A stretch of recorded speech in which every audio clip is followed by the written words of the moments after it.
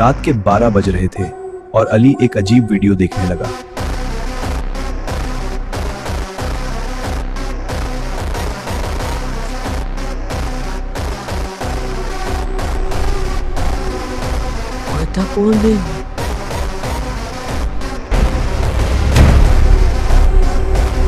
میں تمہارے پیچھے ہوں۔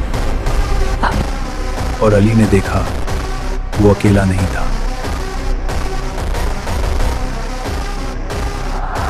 روشنی نے اندھیرے کو شکست دے دی۔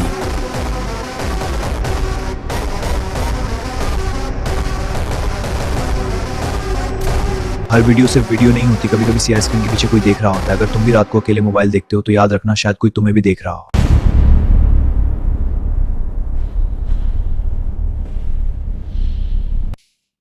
میں تمہارے پیچھے ہوں۔ آؤ باللہ الشیطان الرجیم، میں واپس آؤں گا۔